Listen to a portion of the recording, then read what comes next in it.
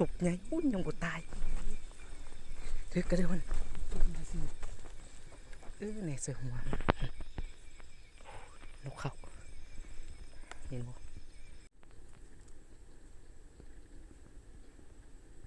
เขายิงแล้วเนาะ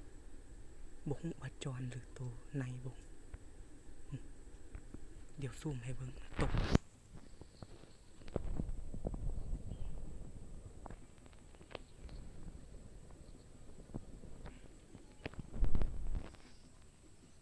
อยู่หันเลยเนาะ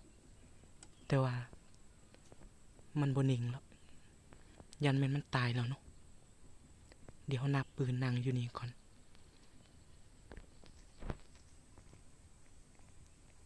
เดี๋ยวค่อยไปเอาเนาะเดี๋ยวค่อยไปเก็บ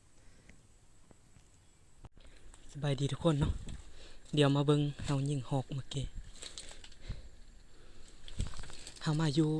ออยหนูเนาะมาอยู่หางออยที่เฮาออยปะไว้เนาะเดี๋ยวค่อยไปเบิ่งบอนออยหนูเฮายิงหอกตกแล้วเนาะเดี๋ยวไปเบิ่งตกแถวนี้แหละบ่ฮู้ว่าหอกหรือจรเนาะบ่แน่ใจเพราะว่ามันเบิ่งบ่ค่อยเห็นโอ้เห็นแล้วในบ่หรือจรวะคือว่าเห็นแดงๆ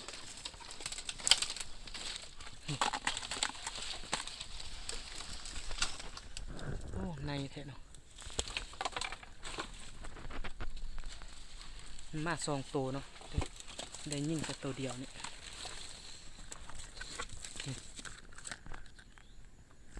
ในแท้เนาะ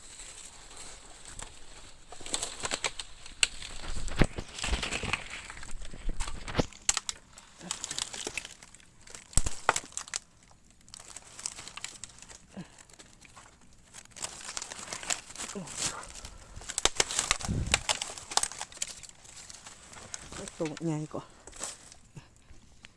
ตัวใหญ่ฮอกแดงกับโบแมนในเนาะแต่ว่ามันตัวใหญ่ไหมตัวใหญ่เลยใหญ่กว่าแขนอีกปูกำจนเต็มเลยตัวใหญ่ไหมตัวนี้หากก็เคยเห็นในตัวใหญ่ป่านนี้ในแก้มแดงเนาะแก้มมันแดง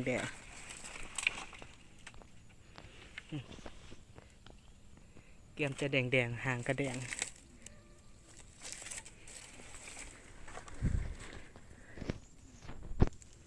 นี่เนาะบอลเฮาออยนี่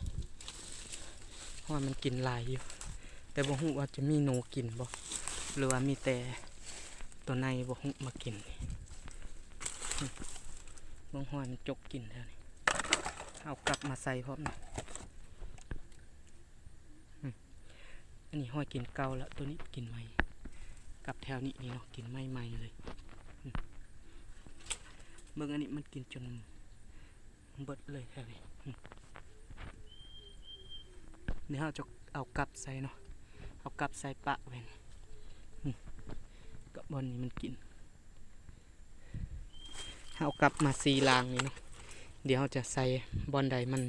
เห็นห้อยกินแล้วเราจะเอากลับนี่ยองปะใส่เนาะนี่เนาะเราใส่แล้วนี่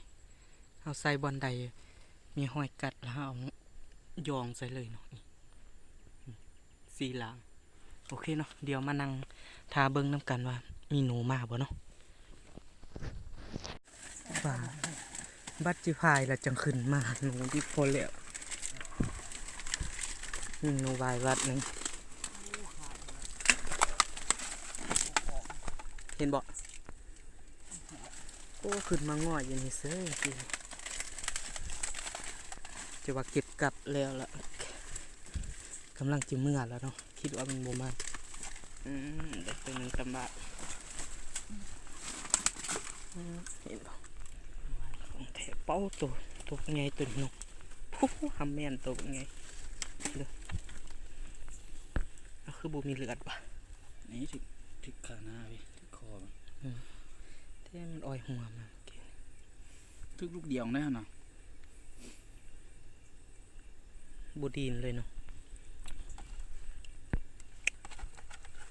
2 ตัวละมัน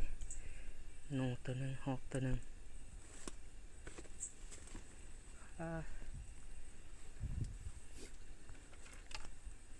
ค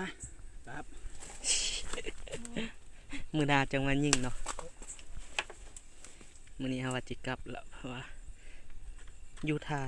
จักโมงแล้วเดี๋ยวนี้8-9 โมงแล้วเนาะมันบ่เห็นมาเห็นหนูวายมาตัวเดียวนี่จนขึ้นไปเทิงแล้วว่าจะกลับแล้วเนาะพอดีพัดมาซะปะไว้นี่เทื่อหน้าเฮาจังมายิงใหม่นี่นี่เนาะเฮาได้มื้อนี้มันจะ2 ตัวนี่แหละโอ้หมดเลยว่าท่านมาแล้ว2 ตัวตัวผู้เบิด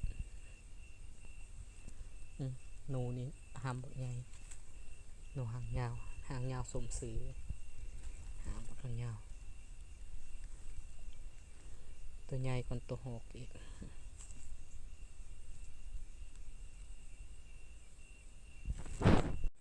เอาว่าจิเมื่อแล้วเนาะบ่ทันได้เมื่อจ้ะหนูมาอีกแล้วเห็นบ่ยิงหนูอยู่ข้างอ้อยบ่ดินเลย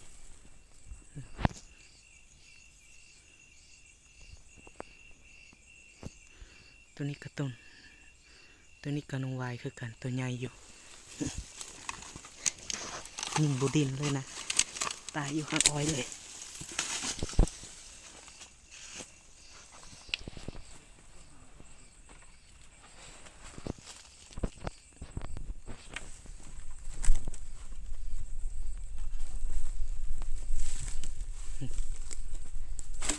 ตัวใหญ่สั่นตัวเมื่อกี้เลย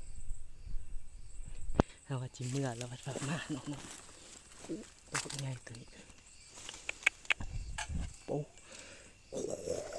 ตัวใหญ่กว่าตัวเมื่อกี้สมบูรณ์จักไหม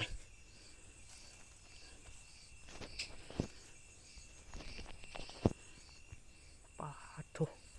ตัวใหญ่เกินใหญ่แต่ใหญ่ว่าเลยใหญ่กับตัวเมื่อกี้อีก3 ตัวแล้ว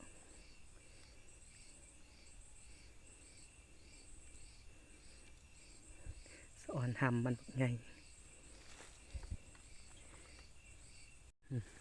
3 ตัวแล้วตัวนี้ตัวหากันยิงเลยตัวใหญ่เลยโอเคเนาะบันนี้เขาจะเมื่อเทะแล้วบันนี้ได้3 ตัวแล้วเทื่อใดก็ว่าเทื่อจะเมื่อหนูพัดมาเดี๋ยวนี้เมื่อเทะแล้วเนาะตัวบักใหญ่3 ตัวตัวใดก็หำบักใหญ่มีตัวหำใหญ่ๆโอเคเนาะสำหรับคลิปนี้ขอจบซ้ำเนาะแล้วพบกันในคลิปหน้าเนาะมื้อนี้ถือว่ามานอยู่ได้3 ตัวบักใหญ่ยิงนกเขาเนาะตอนเมื่อยิงนกเขาตกใหญ่อุ้ยยังบ่ตายถึกกระเดี๋ยวในเสือหัวนกเขาเห็นบ่มันตายสิเรียบร้อยใกล้ตายแล้วโอ้มานมือนี่มาจับตีที่ท้ายของ